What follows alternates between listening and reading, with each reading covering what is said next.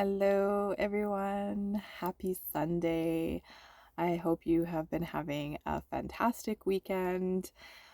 I was very honored and blessed to be part of a sound healing event last night that was put on by my brother and sister-in-law with a special guest, Michelle.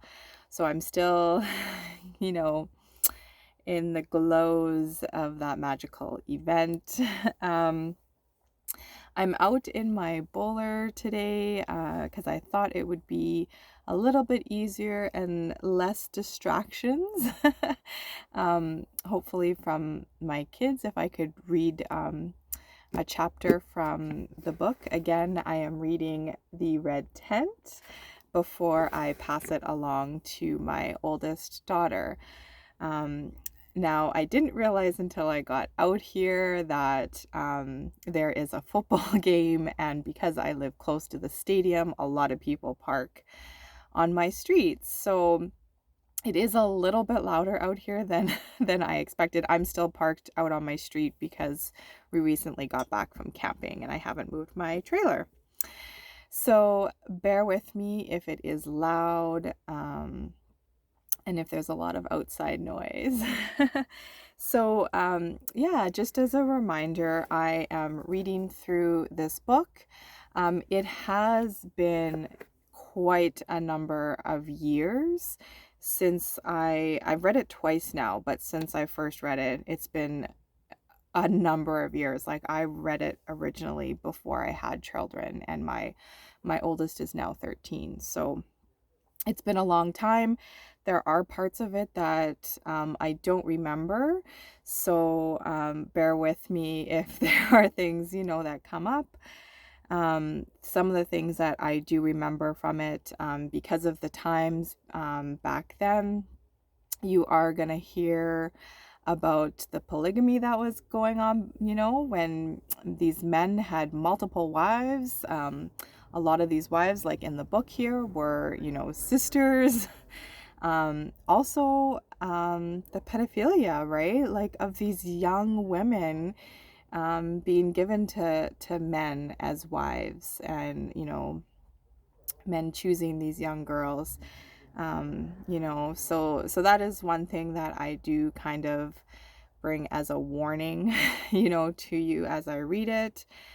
Those things are going to come up. I believe even in chapter 1 that does come up, where Dina meets, no, not Dina, sorry.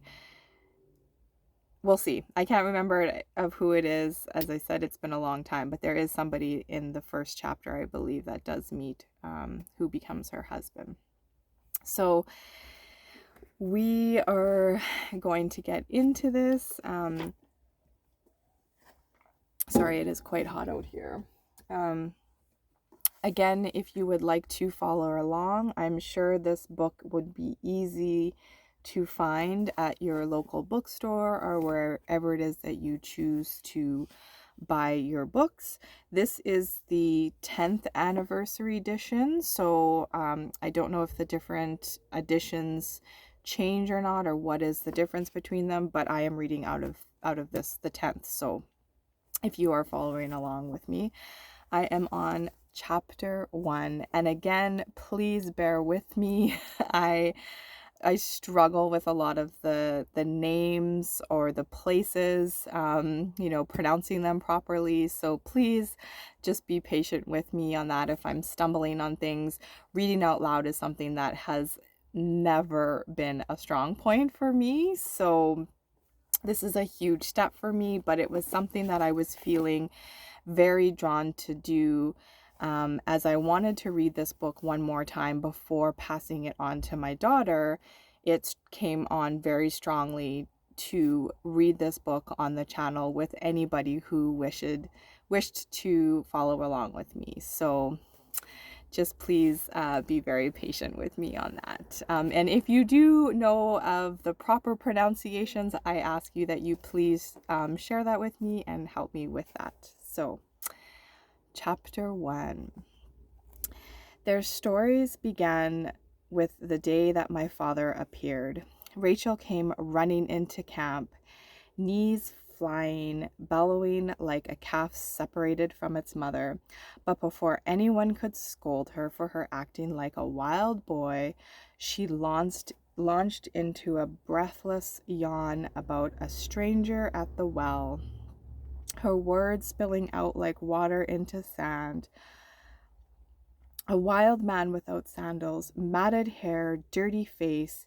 He kissed her on the mouth. A cousin, son of their aunt, who had watered sheep and goats for her and told her of the ruffians at the well. What are you babbling? Demanded their father Laban. Who has come to the well? Who attends him? How many bags does he carry? He's going to marry me, said Rachel, matter-of-factly.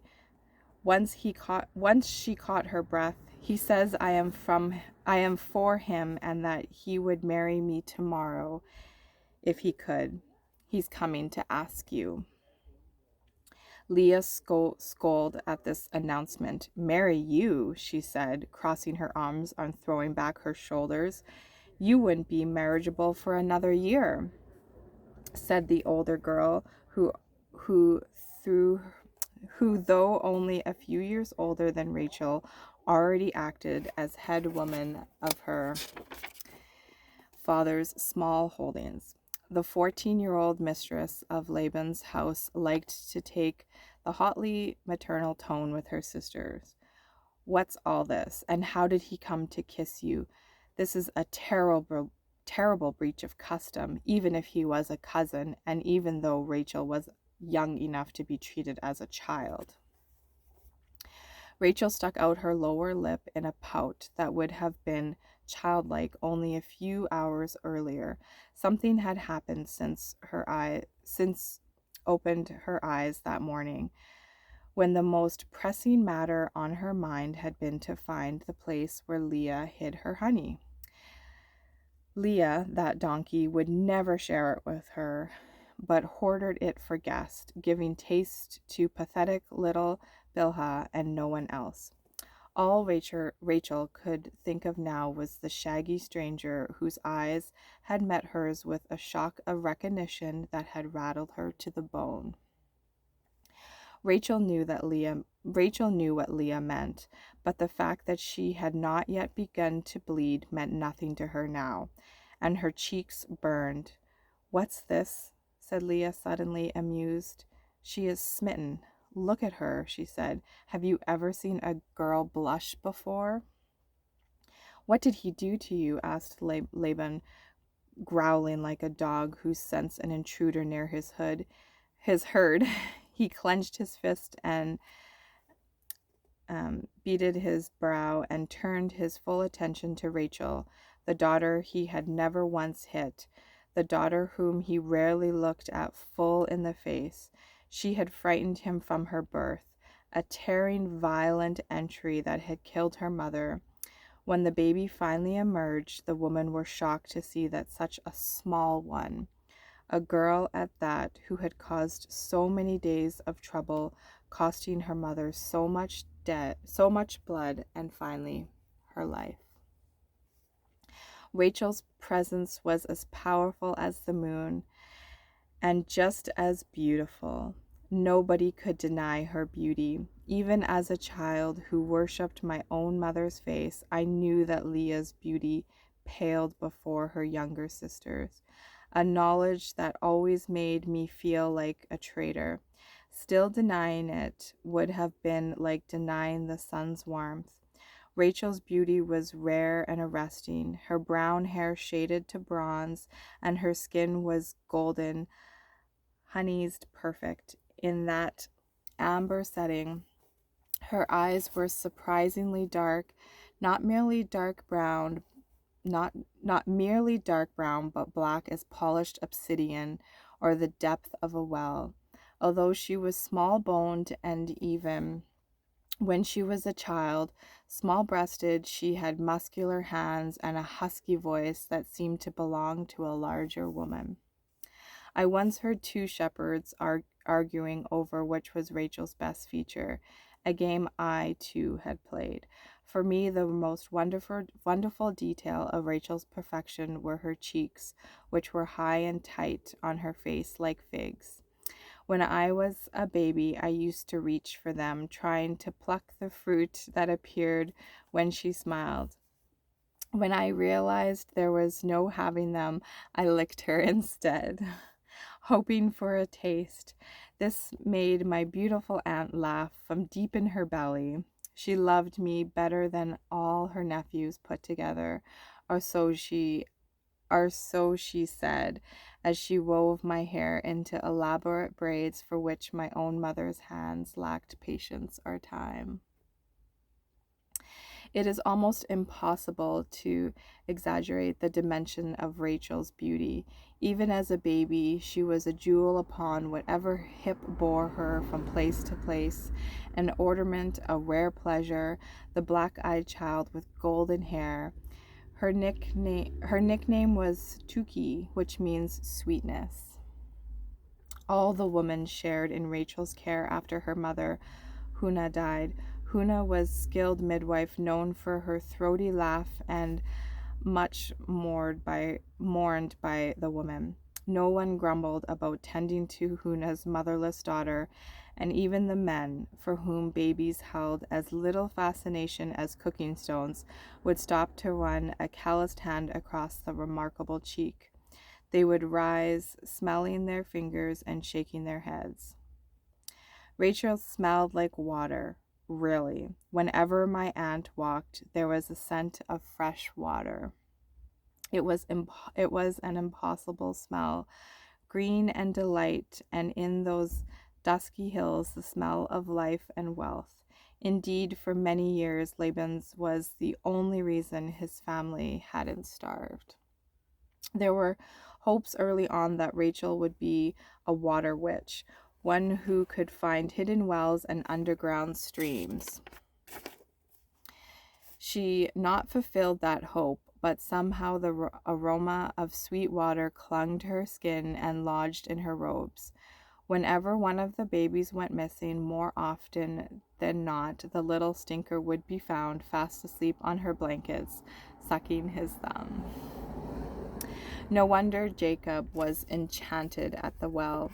The other men had grown accustomed to Rachel's looks and even to her startling perfume, but to Jacob she must have seemed an apparition. He looked directly into her eyes and was overcome.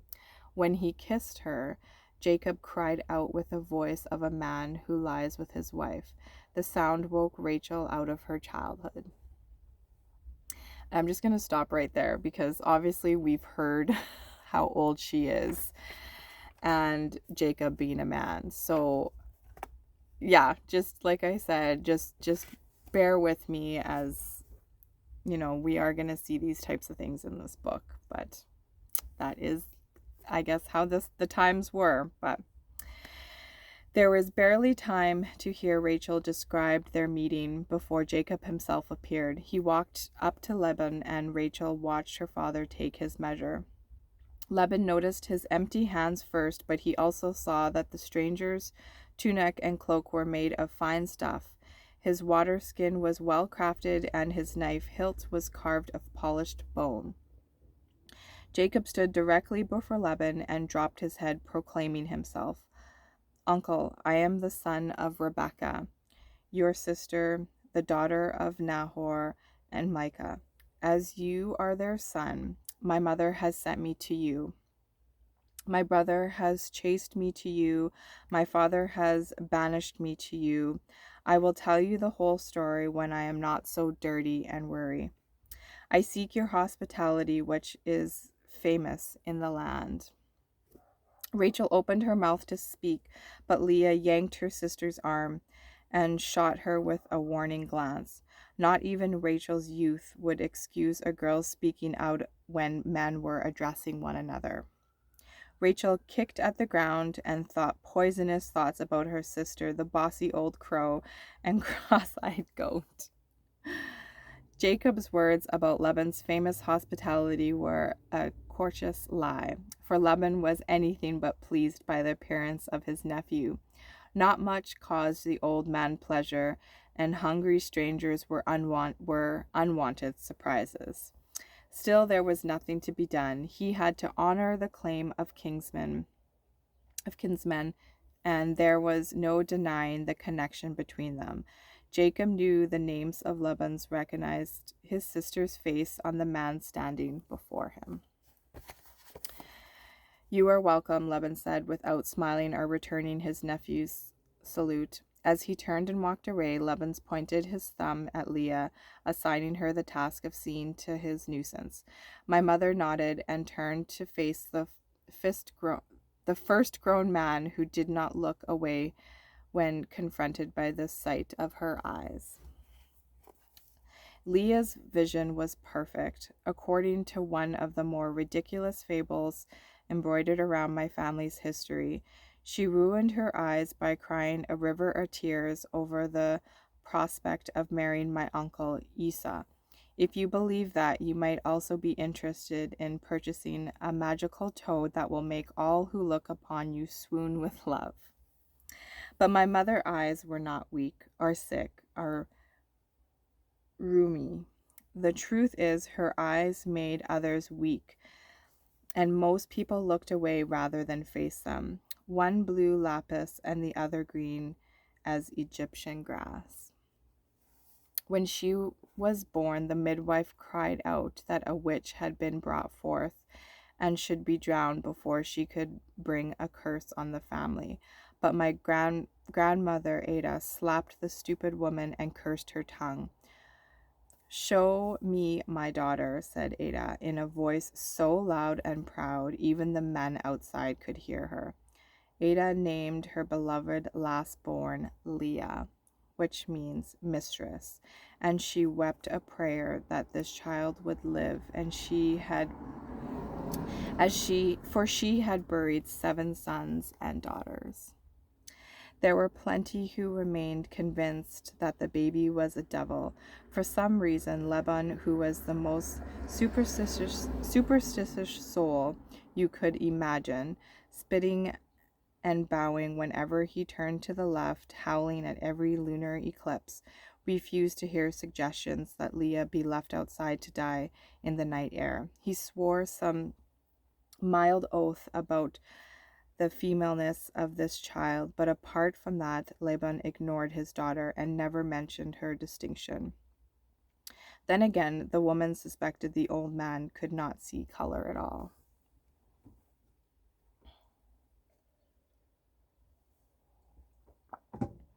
Leah's eyes never faded in color, as some of the women predicted and hoped, but became brighter in their difference and even more pronounced in their strangeness when her lashes failed to grow. Although she blinked like everyone else, the reflex was nearly invisible, so it seemed that Leah never closed her eyes. Even her most loving glance felt a bit like a stare of a snake. A few could stand to look her straight in the eye. Those who could were rewarded with kisses and laughter and bread wet with honey. Jacob met Leah's eyes straight on, and for this she warmed to him instantly. In fact, Leah had already taken note of Jacob on account of his height. She was half a head taller than most of the men she had ever seen, and she dismissed them all because of it. She knew that was not fair. Surely there were good men amongst those whose heads reached only to her nose. But the thought of lying with anyone whose legs shorter and weaker than her own disgusted her. Not that anyone had asked for her. She knew they all called her lizard and evil eye and worse. Her distaste for short men had been confirmed by a dream in which a tall man had whispered to her. She couldn't recall his words, but they had warmed her thighs and woken her. When she saw Jacob, she remembered the dream, and her strange eyes widened. Jacob noticed Leah with favor too. Although he was still wringing from his encounter with Rachel, he could not ignore the sight of Leah. She was not only tall, but shapely and strong. She was blessed with full, high breast and muscular calves that showed to good advantage in robes and somehow never stayed close at the hem. She had forearms like a young man's, but her walk was that of a woman with promising hips.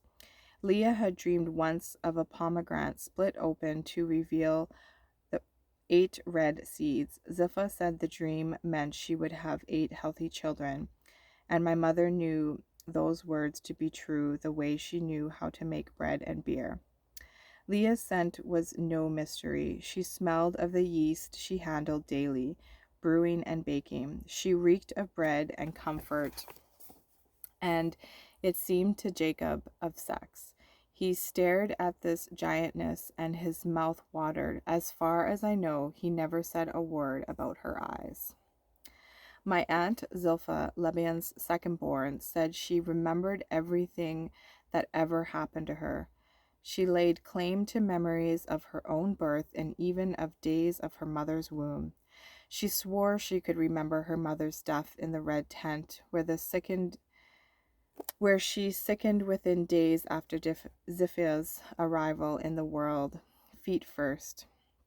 Leah scoffed at these claims, though not to her sister's face, for Ziphah was the only one who could cause my mother to hold her tongue about anything.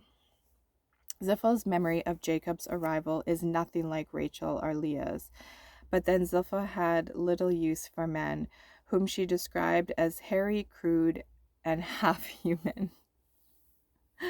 Woman needed men to make babies and to move heavy objects, but otherwise she didn't understand their purpose, much less appreciate their charms.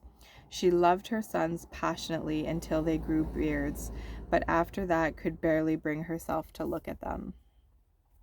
When I was old enough to ask what it was like on the day that my father arrived, she said that the presence of El hovered over him, which is why he was worthy of notice. Zilpah told me that El was the god of thunder, high places, and awful sacrifice. El could claim that of a father cut off of his son, cast him out into the desert, or slaughter him outright. This was a hard, strange god, alien and cold, but she conceded a constant power enough for the Queen of Heaven, whom she loved in every shape and name. Zilpah talked about gods and goddesses almost more than she spoke about people. I found this tiresome at times, but she used words in the most wonderful ways, and I loved her story about Ninhuzag, the Great Mother, and Enlia, the first father. She made up granulous hymns in which real people met with the deities, and together they danced to the sound of flutes and cymbals, singing them in high, thin voice to the accompaniment of small clay drum. From the age of her first blood, Zilpah thought of herself as a kind of priestess, the keeper of mysteries of the red tent, the daughter of Asherah, the sister Sidru, who counsels women. It was a foolish idea, and only priests served the goddess of the great city temples, while the priestess served gods. Besides, Zilpah had none of the oracle's gifts. She lacked the talent for herbs. She could not prophesy or conjure or read goat in tales. Leah's 8-seeded pomegranate was the only dream she ever interpreted correctly. Zilpah was Lebaon's daughter by a slave named Mernephat, who had been purchased from the Egyptian trader in the days when Lebanon still had means. According to Ada, Zilpah's mother was slender, raven-haired, and so quiet it was easy to forget she had the power of speech, a trait her daughter did not inherit. Zilpah was only a few months younger than Leah, and after Zilpah's mother died, Ada gave them suck together. They were playmates as babies, close and loving friends as children, tending the flocks together, gathering berries, making up songs, laughing. Apart from Ada, they needed no one else in the world. Zilpha was almost as tall as Leah, but thinner and less robust in the chest and legs. Dark-haired and olive skin, Leah and Zilpha resembled their father and shared the family nose, not unlike Jacob's, a real hawk's beak that seemed to grow longer when they smiled. Leah and Zepha both talked with their hands, thumbs and forefingers pressed together to emphasize ovals. When the sun made them squint, identical lines appeared around the corners of their eyes. But where Leah's hair was curly, Zilpha's black mane was straight, and she wore it to her waist. It was her best feature, and my aunts hated to cover it. Headdressers caused her head to pound, she said, putting a hand to her cheek with silly drama. Even as a child, I was permitted to laugh at her. These headaches were the reason she gave for keeping so much inside the women's tents. She did not join the rest of us to bask in the springtime sun or find the breeze on a hot night. But when the moon was young, slender and shy, barely making herself known in the sky, Zilpha walked around the camp, swinging her long hair, clapping her hands, offering songs to encourage the moon's return.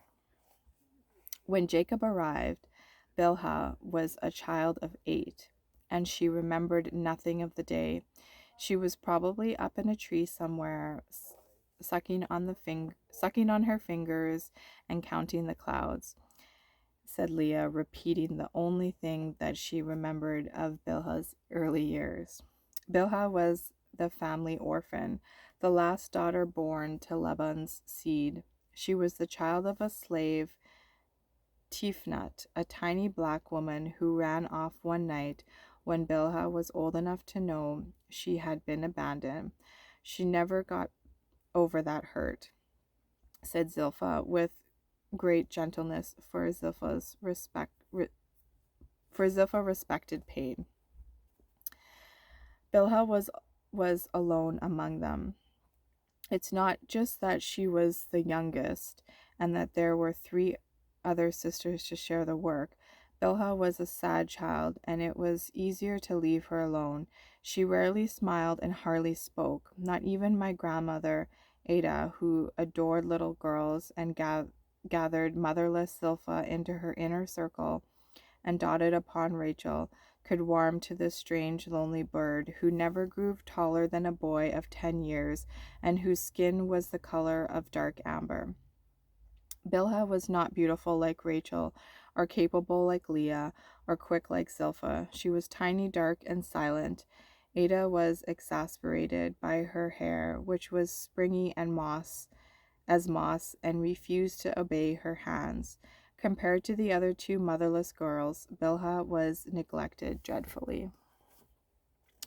Left to herself, she climbed trees and seemed to dream.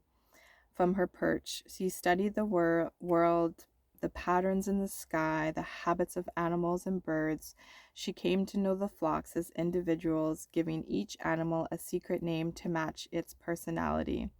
One evening she came in from the fields and whispered to Ada that a black dwarf she-goat was ready to give birth to twins. It was nowhere near the season for goats to bear, and that particular animal had been barren for 4 seasons. Ada shook her head at Bilhah's nonsense and shooed her away. The next day, Laban brought news of a strange event in the flock with a precise retelling of the little girl's prediction. Ada turned to the girl and apologized. Bilhah sees clearly, said Ada to the other daughters, who turned to stare at this unseen sister and noticed for the first time the kindness in her black eyes. If you took the time to look, you could see right away that Bilhah was good. She was good the way milk is good, the way rain is good. Bilhah watched the skies and the animals, and she watched her family too. From the dark corners of the tents, she saw Leah hide her mortification when people stared. Bilhah noticed Rachel's fear of the dark and Zilpha's insomnia. Bilhah knew that Laban was every bit as mean-spirited as he was stupid. Bilhah says her first clear memory of Jacob is from the day his first child was born. It was a boy, Reuben, and of course Jacob was delighted. He took his new son in his arms and danced the baby around and around outside the red tent. He was so gentle with the boy, Bilhah said. He would not let Ada take Reuben away from him, even when the little one began to wail. He called his son perfect and a miracle of the world. I stood beside him, and together Jacob and I worshipped the baby. We counted his fingers and stroked the soft crown of his head. We delighted in him and in each other's joy, Bilhah said. That is when I met Jacob, your father. Jacob arrived late in the afternoon in the week of a full moon, ate a simple meal of barley bread and olives, and fell into exhausted sleep that lasted through most of the next day. Leah was mortified by the simplicity of the food they had offered him at first, so the next day she set out to produce a feast seen only at the greatest festivals. I suffered over the meal like nothing else I had ever cooked, said Leah, telling me the story during dull, hot afternoons while we rocked the narrow-necked jars, straining the water from goat curds. The father of my children was in the house, I was sure of it. I could see he was smitten by Rachel, whose beauty I saw as if for the first time. Still, he looked at me without flinching, and so I hoped. I slaughtered a kid, an embellished male, as though it were a sacrifice to the gods. I beat the millet until it was soft as a cloud. I reached deep into the pouches where I kept my most precious spices and used the last of my dried pomegranate. I pounded, chopped, and scraped in a frenzy, believing that he would understand what I was offering him. Nobody helped me with the cooking. Not that I would have permitted anyone else to touch the lamb or the bread or even the barley water. I wouldn't let my own mother pour water into a pot, she said as she giggled. I loved the story and asked to hear it again and again. Leah was always reliable and deliberate, and far too steady to be giddy. And yet she recounted her first meal for Jacob. She was a foolish, weepy girl. I was an idiot, she said. I burned the first bread and burst into tears. I even sacrificed a bit of the next loaf so that Jacob might fancy me, just as we do when we bake the cakes for the Queen of Heaven on the seventh day. I broke off a piece of dough, kissed it, and offered it to the fire as an offering of hope that the man would claim me. Don't ever tell Zilpah about this, or I'll never hear the end of it, said Leah in a mocking, conspiratorial whisper. And of course, if Laban, your grandfather, had any idea of how much food I put together for a beggar who showed up with so much as a jug of oil as a gift, he would have flogged me. But I gave the old man enough strong beer that he made no comment. Or maybe he made no mention of my extravagance because he knew he'd be lucky with Kingsman. Maybe he guessed he had discovered a son-in-law who would require little by the way of a dowry. It was hard to know what the old man knew or didn't know. He was like an ox, your grandfather. Like a post, I said. Like a cooking stone, said my mother. Like a goat turd, I said. My mother shook her fingers at me and as though I were a naughty child, but then she laughed out loud, for raking Laban over the coals was a great spot among his daughters. I can still recite her menu. Lamb flavored with coriander, marinated in sour goat's milk, and a pomegranate sauce for dipping. 2 kinds of breads, fat flat barley and raised wheat, quince compote and figs stewed with mulberries, fresh dates, olives, of course, and to drink a choice of sweet wine, 3 different beers, and barley water. Jacob was so exhausted, he nearly missed the meal that Leah brought forth with so much passion. Zilpha had a terrible time waking him and finally had to pour water on his neck, which startled him so badly that he swung out his arms and knocked her to the ground, where she hissed like a cat. Zilpha was not at all happy about this, Jacob.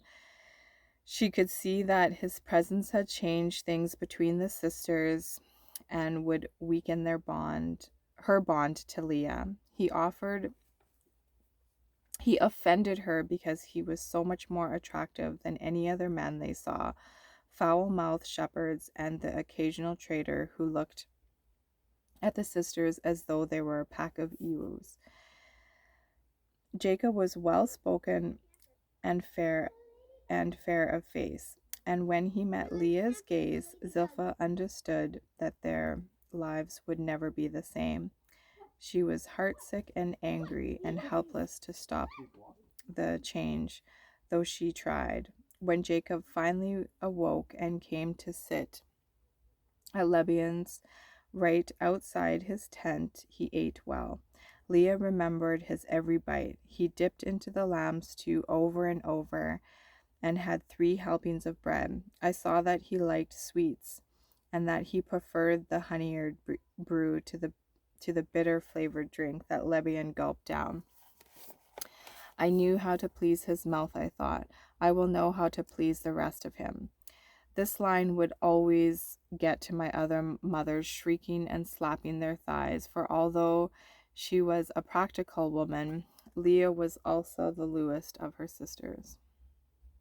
And then after all that work, after all the eating, what do you think happened? Leah asked as though I didn't know the answer, as well as I knew the little crescent-shaped scar above the joint on her right thumb. Jacob grew ill. That's what happened. He vomited every morsel. He threw up until he was weak and whimpering. He cried out to El and Ishtar and Marduk and his blessed mother to save him from the agonies or to let him die. Zilpha the brat, she sneaked into his tent to see how he fared and reported back to me, making it sound even worse than it was. She told me he was whiter than the full moon, that he barked like a dog and spewed up frogs and snakes. I was mortified and terrified too. What if he died from my cooking? Or just as bad, what if he recovered and blamed me for his misery? When no one else showed any ill effect from the meal, I knew it wasn't the food. But then, fool that I was, I started worrying that my touch was hateful to him, or maybe I had done wrong with the bread offering, given not in homage to the god or goddess, but as an attempt at magic. I got religious again and poured the last of the good wine out in the name of Anthar the healer. That was on the 3rd night of his suffering, and he was healed the next morning. At this, she always shook her head and sighed. Not a very auspicious beginning for such fruitful lovers, was it? Jacob made a quick recovery and stayed on, week after week, until it seemed he had always been there. He took charge of the granary herds, so Rachel no longer had to follow the animals, a job that had fallen to her in her absence of brothers. My grandfather laid the blame for the state of his herds and his dwindling wealth upon the fact that his sons died at birth or in infancy, leaving him nothing but daughters. He gave no thought to his own sloth, believing that only a son would turn his luck around. He counseled the local priest, who told him to sacrifice his best rams and a bull so that the gods might give him a boy child. He had lain with his wives and concubines in the fields, as an old midwife suggested, and all had gotten for that effort was an itchy backside and bruises on his knees. By the time Jacob arrived, Laban had given up hope of a son or of any improvement in his life. He expected nothing from Ada, who was past childbearing and sick. His other three women had died or run off, and he couldn't afford a few coins for a homely slave girl, much less the price of a new bride. So he slept alone, except for the nights he found his way up to the hills to bother the flocks, like some horny little boy. Rachel said that among the shepherds, my grandfather's lust was legendary. The ooze runs like gazes. When Laban walks up the hill, they hooted. His daughters despised him for 100 reasons, and I know them all. Zilpah told me that when she was a few months away from her first blood, and the task fell to her of taking my grandfather his midday meal, he reached up and put his thumb and forefinger around her nipple, squeezing it as though she were a she-goat. Leah, too, said that Laban had put his hand under her robes, but when she told Ada my grandmother had beaten Laban with a pistol until he bled, she broke the horns off of his favorite household god, and when she threatened to curse him with boils and impotence, he swore never to touch his daughters again and made restitution. He bought gold bangles for Ada and his daughters, even Zilpah and Bilhah, which was the only time he acknowledged them as kin. And he brought home a beautiful asher, a tall pillar nearly as big as Bilhah, made by the finest potter he could find. The woman placed her on the bama, the high place where sacrifices were offered. The goddess's face was especially lovely, with almond eyes and an open smile. When we poured wine over her in the dark of each new moon, it seemed to us her mouth broadened even farther in pleasure. But that was some years before Jacob came, when Laban still had a few bondsmen working for him, and their wives and children filled the camp with cooking smells and laughter. By the time my father arrived, there was only one sick wife and 4 daughters. While Laban was glad enough of Jacob's present, the 2 men disliked each other heartily.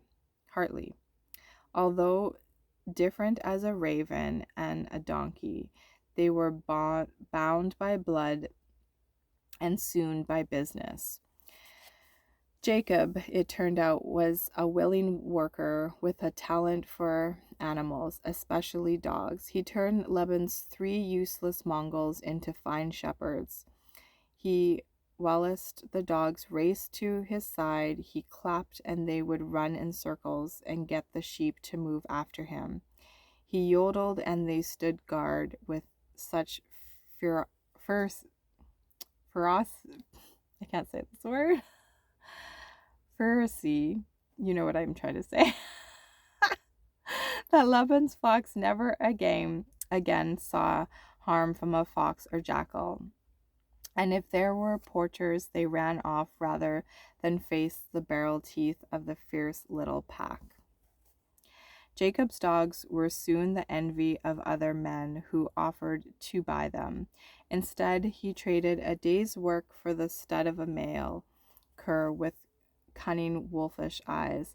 When the smallest of our bitches bore the wolf dog litter, Jacob trained her puppies and traded 4 of the 5 for what seemed a mountain of treasure, which he quickly converted to gifts that provided how well he had come to understand Laban's daughters.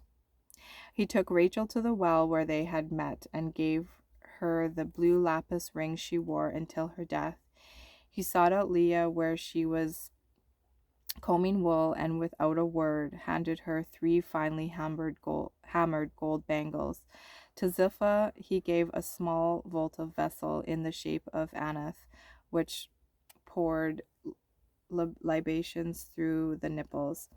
He laid a bag of salt at Ada's swollen feet, and even remembered Bilhah with a tiny amphor of honey.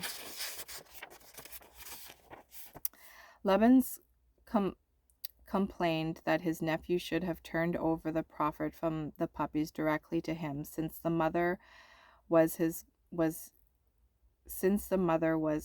goods. But the old man was mollified by a bag of coins, which he ran to the village and brought back Rutai. Poor thing. Within a year, Jacob became the overseer of Laban's domain. With his dogs, Jacob led the flock to his lambs, fed on the gentle grass. The sheep grazed on patches of juicy herbs, and the full-grown rams rummaged through the tough weeds. The flocks did so well that the next shearing Jacob had to hire 2 boys to finish the work before the rains came. Rachel joined Leah, Zilpah, and Bilhah in the garden, where they enlarged the wheat patch.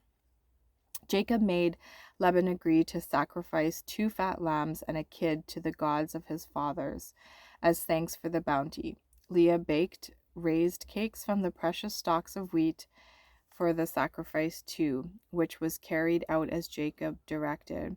In the matter of his fathers, he burned entire loaves and all the choice parts of the animals rather than a few portions. The women muttered among themselves at the waste. It was a year of change for my family. The flocks multiplied and the grains flourished, and there was a marriage in the offering. For within a month of his arrival, Jacob asked Laban about Rachel's bride price, and she had said he would that very first day. Since it was clear that his nephew had no means or property, Laban thought he could get the man cheap and made magnanimous, I don't know what this word is, show of offerings, his daughter for a mere 7 years' service. Jacob laughed at the idea. 7 years? We are talking about a girl here, not a throne. In 7 years' time, she might be dead. I might be dead, and most likely all of you could be dead, old man. I will give you 7 months, Jacob said, and for the dowry, I'll take half of your miserable herd. Laban jumped to his feet and called Jacob a thief. You are your mother's son, all right, he raged. You think the world owes you anything? Don't get too proud with me, your afterbirth, or I'll send you back to your brother's long knife. Zilpah, the best spy among them, reported on the argument, telling how they haggled back and forth over my aunt's value, about how Laban stormed out and Jacob spat. Finally, they agreed on a year's service for a bride price, and as a dowry, Laban's pleaded poverty. I have so little, my son, he said suddenly in a loving patriarch, and she is such a treasure. Jacob could not accept a bride price without a dowry. That would have made Rachel a concubine for him, a fool for paying with a year of his life for a girl who only had grindstone, a spindle, and the clothes on her back to her name. So Laban threw Bilhah into the bargain, giving Rachel status as a dowry wife, and Jacob the possibility a concubine in time. Also, you must give me 10th of the lambs and kids born to the flock while I stand guard over them for you during my year of service, Jacob said. At that, Laban cursed Jacob's seed and stormed away. It was a week before the men finished their negotiations, a week in which Rachel wept and carried on like a baby, while Leah said little and served nothing but cold millet porridge food for mourners. When they worked out the final terms, Laban went to Ada so she could start planning the wedding. But Ada said no, we are not barbarians who give children to wed. Rachel could not even be promised, she told her husband. The girl might might look ready to marry, but she was still unripe, having not yet bled. My grandmother claimed that Aneth would curse the garden of Laban's dark, break this law, and that she herself would find the strength to take a pistol to her husband's head again. But threats were unnecessary. Laban saw the advantage in this delay and went immediately to Jacob with the news. He would have to wait until the girl was ready before they could plan a date for the marriage. Jacob accepted the situation. What else could he do? Furiously, Rachel yelled at Ada, who cuffed her and told her to take her temper elsewhere. Rachel in turn slapped Bilhah, cursed at Zilpah, and snarled at Leah. She even kicked dust at Jacob's feet, calling him a liar and a coward before bursting into pretty tears on his neck.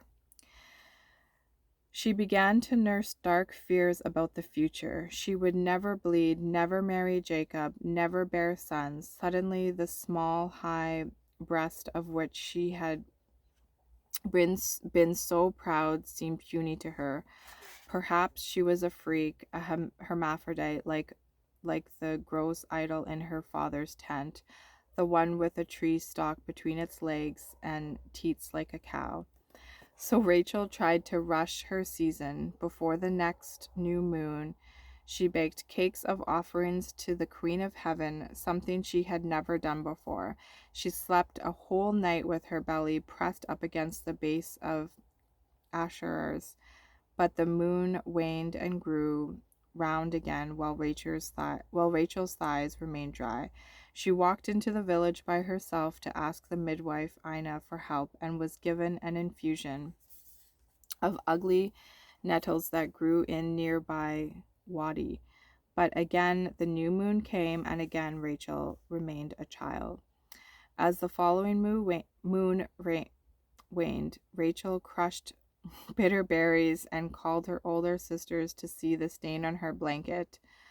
But the juice was purple, and Leah and Zilpah laughed at the seeds on her thighs. The next month, Rachel hid in her tent and did not even slip away once to find Jacob.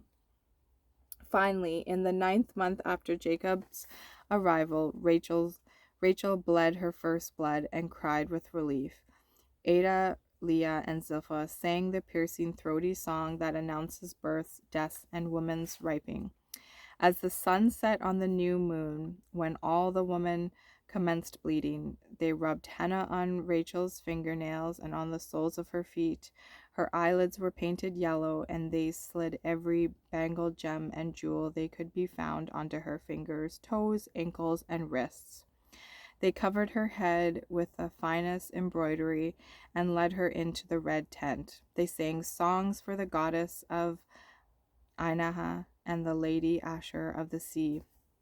They spoke of Ileth, the mother of the 70 gods, including Aneth in the number, Aneth, the nursemaid, defender of mothers. They sang, whose fairiness is like Aneth's fairiness, whose beauty like Ashtar's beauty. Ashtar is now in your room, you bear the power of Aleth. The woman sang all the welcoming songs to her while Rachel ate date honey and fine wheat cakes made of the 3 concerns shaped of woman's sex.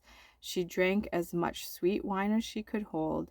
Ada rubbed Rachel's arms and legs, backed and abdomen with aromatic oils until she was nearly asleep.